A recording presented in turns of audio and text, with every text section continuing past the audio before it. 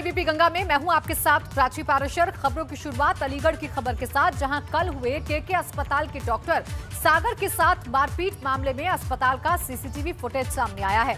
Doctor सागर और उसके staff ने पुलिस के सामने ही तीमारदारों के साथ मारपीट की थी। पैसों के लेन देन को लेकर डॉक्टर, अस्पताल स्टाफ और तीमारदारों के बीच में विवाद हुआ था और अब उस पूरे विवाद का सीसीटीवी फुटेज भी सामने आ गया है, जिसमें साफ तौर से दिखाई दे रहा है कि कैसे डॉक्टर तीमारदारों के साथ मारपीट कर रहे हैं। पुलिस की मौजूदगी में ये पूरा वाकया हुआ था।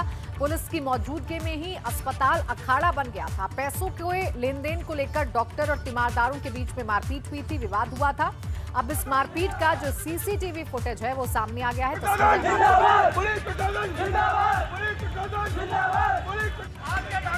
और ये दो तस्वीरें आपके सामने हैं। कल अस्पताल में डॉक्टर्स से मारपीट हुई।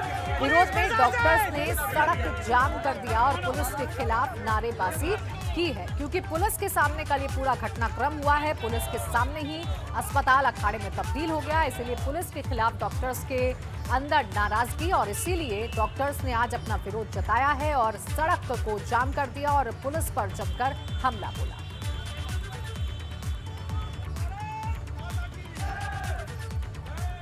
तस्वीरें आपके सामने हैं, एक्सक्लूसिव तस्वीरें आप देख रहे हैं। दरअसल ये अस्पताल जहां पैसों के लेन देन को लेकर डॉक्टर और तीमारदारों के बीच में झगड़ा हुआ था, लेकिन ये झगड़ा उस वक्त बड़ा हो गया जब पुलिस की मौजूदगी में ही डॉक्टर्स और तीमारदारों के बीच में मारपीट होने लगी। देखिए तस्वीरों में आप खाकी वर्दीधारियों को देख सकते हैं, लेकिन ये भी हालात को काबू नहीं कर पाए और इनके सामने ही डॉक्टर्स और तीमारदारों के बीच में मारपीट होने लगी। भारतीय किसान यूनियन के प्रवक्ता राकेश टिकैत आज बागपत में थे, जहां उन्होंने एक बार फिर केंद्र सरकार को चुनौती देते हुए कहा कि अगर सरकार ने कृषि कानूनों पर फैसला वापस नहीं लिया तो किसान फिर से ट्रैक्टर लेकर दिल्ली कूच के लिए तैयार बैठे हैं। बागपत में किसानों की महापंचायत को संबोधित करते हुए राकेश टिकैत ने कहा कि ये आर पार की लड़ाई है, जिसमें किसान हार गया तो 20 साल के लिए किसानों की जमीनें चली जाएगी। दिल्ली सरकार फिर कान खोलकर सुन रहे, ये किसान भी वही है और ये ट्रैक्टर भी वही है। दिल्ली की तरफ को जब भी कॉल हो, ध्यान रखना, ये आर पार की लड़ाई है। 20 साल में अगर इस आंदोलन में किसान हार गया तो 20 साल में आपके पास में जमीन नहीं बचने की। पार्किंग की अवैध वसूली का विरोध करने पर दबंगों ने गंगा स्नान के लिए ग्रामीणों को बेल्ट से जमकर उनकी पिटाई कर दी। पिट रहे ग्रामीणों को बचाने की कोशिश कर रही महिलाओं को भी दबंगों ने नहीं बख्शा। दबंगों की पिटाई से ग्रामीण घायल हो गए। ग्रामीणों और महिलाओं की पिटाई का लाइव वीडियो वायरल हो रहा है। वहीं मारपीट की सूचना पर पहुंची पुलिस ने मामले की जानकारी कर आरोपियों के खिलाफ कार्रवाई में जुट गई।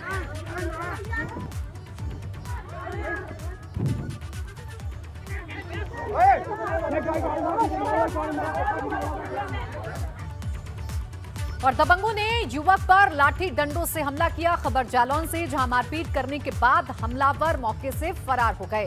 युवक को अस्पताल में भर्ती करवा दिया गया है। कोंच कोतवाली क्षेत्र के कांशीराम कॉलोनी का मामला है और ये देखिए तस्वीरें बेहद चौंकाने वाली हैं, क्योंकि सरेराह इस तरीके की घटना को अंजाम दिया गया है। दबंग ने युवक पर लाठी डंडों से हमला किया है और इस दौरान वहां पर जो लोग थे वो भी मूक दर्शक बने रहे। और ये देखिए मारपीट करने के बाद ये जो शख्स है ये मौके से फरार भी हो जाता है। फिलहाल घायल अवस्था में पीड़ित युवक को अस्पताल में भर्ती करा दिया गया है। दबंग ने युवक पर लाठी डंडों से हमला किया और उसकी दबंगई की तस्वीरें, उसकी दबंगई की गवाही ये तस्वीरें दे रही हैं कि सरेराह बीच सड़क पर उसने युवक के साथ मारपीट की।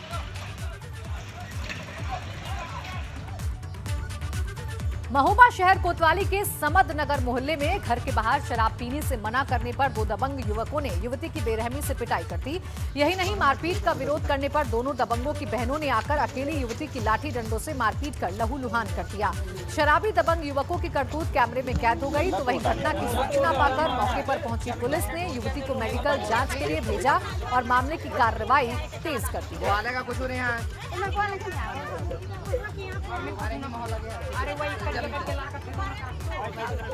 तो देखिए दो तस्वीरें हम आपको दिखा रहे हैं।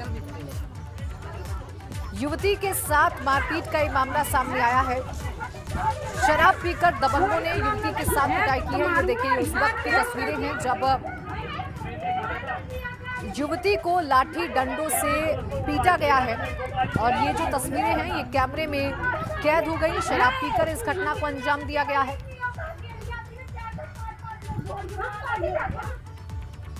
सर्दी खत्म होने को है और गर्मी ने दस्तक दे दी है, लेकिन गोंडा में अब तक परिषदीय स्कूलों में पढ़ने वाले बच्चे अब भी बिना जूते मोजे के चप्पल पहनकर स्कूल आ रहे हैं। पहले तो कोरोना संकट की वजह से स्कूलों में बच्चों को जूते मोजे बांटने में देरी हुई और अब बच्चों के लिए जूते भेजे गए तो मोजे नहीं आए। इतना ही नहीं, जो जूते आए हैं वो भी बच्चों के पैरों में फिट नहीं हो रहे। गोंडा के परिषदीय स्कूलों में कई बच्चे ऐसे भी हैं जो बिना यूनिफॉर्म के स्कूल आने को मजबूर हैं। हालांकि प्रिंसिपल साहब जूते मोजे मिलने में देरी की बात तो मानते हैं, लेकिन उनका कहना है कि यूनिफॉर्म सभी बच्चों को बंट चुके हैं। वहीं गोंडा जिला प्रशासन ने अब जूते मोजे बांटने में देरी की वजह से प्राचार्य, जिला शिक्षा एवं प्रशिक्षण संस्थान, मंडलीय सहायक निदेशक, बेसिक शिक्षा विभाग को जूते मोजे मुहैया करवाने वाली फर्मों को ब्लैकलिस्ट करने के निर्देश दिए। तो बेटा जूता नहीं पहन के आए स्कूल का, क्या हुआ? जूता नहीं मिला है? क्या हुआ? अभी जूता नहीं मिला है। जूते अभी 2-3 दिन पहले आए हैं और इसकी साइज भी ऐसी है कि किसी को हो रही है, किसी को नहीं हो रही है। साइज नहीं मिल रहे हैं, अलग अलग साइजें कम दी गई हैं। मोजा अभी तक मिला ही नहीं है। चूँकि कोविड के कारण से विद्यालय बंद थे, इसमें विलम्ब हुआ है। इस संबंध में भी मैंने प्राचार्य डाइट, जो कि एडी बेसिक भी हैं, उनकी अध्यक्षता में कमेटी गठित की है और इसमें विलम्ब के लिए समिति की आख्या आने के बाद उत्तरदायित्व निर्धारित किया जाएगा। और अब खबर नोएडा से, जहां पुलिस ने सेक्स रैकेट का भंडाफोड़ किया है। ये सेक्स रैकेट सेक्टर 12 के गेस्ट हाउस में चल रहा था। पुलिस ने मौके से 7 लड़के और 4 लड़कियों को गिरफ्तार किया है। इस दौरान गेस्ट हाउस के पास भारी पुलिस बल की तैनाती की गई। खबरों के मुताबिक यहां काफी लंबे समय से सेक्स रैकेट चलाया जा रहा था। नोएडा सेक्टर 24 थाना की पुलिस ने छापेमारी की।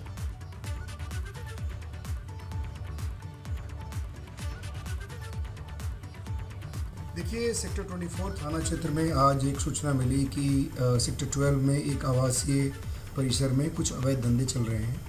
इस सूचना पे हमारी टीम गई, एसीपी सेकंड के साथ पूरी टीम, AHT वगैरह सभी लोग गए वहाँ जांच पड़ताल की गई और वहाँ पे कुछ महिलाएं थीं और कुछ पुरुष थे और उन लोगों की गतिविधियों से और वहाँ पे जितने सारे जो सामग्री मिले उससे ऐसा लग रहा था कि वहाँ देह व्यापार का धंधा चल रहा है।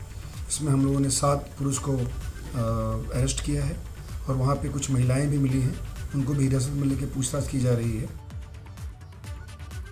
हरदोई के कोतवाली देहात के अब्दुल्लापुरवा में महिला सफाईकर्मी के घर चल रहे सेक्स रैकेट का संचालन करने वालों की संपत्ति की कुर्की की कार्रवाई की जा रही है। यहां पुलिस ने छापेमारी कर कई लोगों को गिरफ्तार कर जेल भेज दिया है।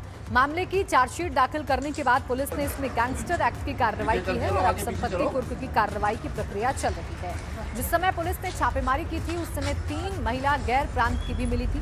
सीओ सिटी विकास जायसवाल ने बताया कि मामले में FIR दर्ज कराई गई थी और इस मामले में लापरवाही बरतने पर 2 सिपाहियों को भी लाइन हाजिर किया गया था।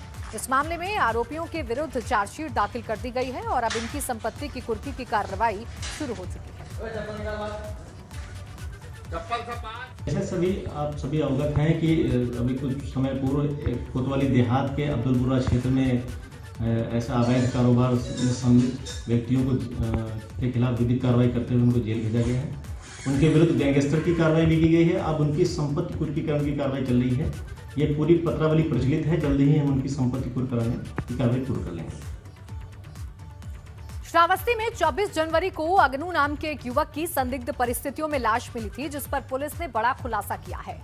पुलिस के मुताबिक सिर्फ 100 रुपए के लिए यह हत्या की गई थी और हत्या युवक के ही साथी बजरंगी और पिंटू ने बेल्ट से गला घोंटकर कर दी थी। हत्या का यह मामला इकौना थाना क्षेत्र के लोनियानपुरवा का है। खेत में युवक की लाश मिलने के बाद पुलिस ने हत्या का मामला दर्ज कर पुलिस ने 2 दिनों में ही बजरंगी को गिरफ्तार कर लिया था और आज पुलिस ने एक और अभियुक्त को गिरफ्तार कर लिया। जो दोनों इनके और साथ थे, बजरंगी और पिंटू, उन्होंने इनको मारा पीटा और गले में बेल्ट कस के उनकी हत्या कर दी और घसीट के सरसों के खेत में शव को डाल दिया था। इसमें एक अभियुक्त गिरफ्तार कर लिया गया है, बजरंगी। दूसरे अभियुक्त के लिए टीमें रवाना है। अनावरण करने के लिए टीम को 5,000 रुपये का पुरस्कार दिया। बलिया में सरकारी देशी शराब की दुकान के सेल्समैन को 3 बाइक सवार बदमाशों ने दुकान बंद होने के बाद शराब देने से मना करने पर गोली मार दी। गोली लगने से सेल्समैन घायल हो गया। गोली मारकर सभी बदमाश फरार हो गए। सूचना पर पहुंची पुलिस ने घायल सेल्समैन को जिला चिकित्सालय में भर्ती कराया। घटना बांसडीह रोड थाना क्षेत्र के छाता की है। पुलिस इस मामले में हत्या प्रयास का मुकदमा दर्ज कर घटना का अनावरण कर जल्दी सभी अभियुक्तों को गिरफ्तार करने की बात कर रही है।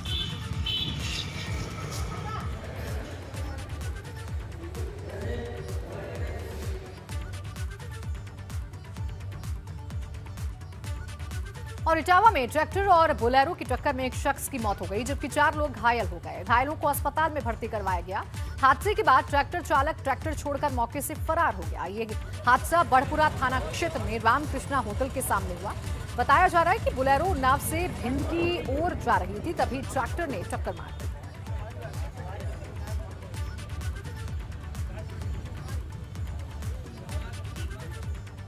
बस्ती में अवैध शराब कारोबारियों पर नकेल कसने के लिए आज एक बार फिर आबकारी विभाग की टीम ने अवैध शराब की भट्टियों पर कार्रवाई करते हुए अवैध शराब की 2 भट्टियों पर छापेमारी करते हुए हजारों लीटर लहन नष्ट कर दी। पुलिस और आबकारी विभाग की टीम ने मुंडेरवा थाना क्षेत्र के करवल कॉलोनी में अवैध कच्ची शराब के अड्डों पर दबिश दी थी, जिसमें 20 क्विंटल लहन नष्ट की। महंगाई के खिलाफ प्रदेश में जगह जगह विरोध प्रदर्शन हो रहे हैं। मुरादाबाद की बिलारी में आज समाजवादी पार्टी ने बैलगाड़ी पर सवार होकर विरोध प्रदर्शन किया। इस दौरान सपा विधायक मोहम्मद फहीम ने कार्यकर्ताओं के साथ बैलगाड़ी पर एलपीजी गैस सिलेंडर के साथ उपले रखकर विरोध प्रदर्शन किया। अब हम लोगों ने ये तय किया है आज सब लोगों की मांग पर कि ये सिलेंडर जो उज्ज्वला के हैं ये अपने सिलेंडर वापस ले लें और अपने घर ले जाएं। हम इन कंडों पर आ गए हैं अब लोग। अब हमने कंडा वितरण का प्रोग्राम शुरू किया है। बिलारी विधानसभा में समाजवादी पार्टी कार्यालय पर लाखों कंडा हम लोग इकट्ठा कर रहे हैं। अब गांव-गांव जाकर लोगों को कंडे इसलिए बांटेंगे कि कंडे से ही अब हम लोग अपना जीवन चलाएंगे। और इसी के साथ इस बुलेटिन में बस इतना ही। आप देखते रहिए एबीपी गंगा।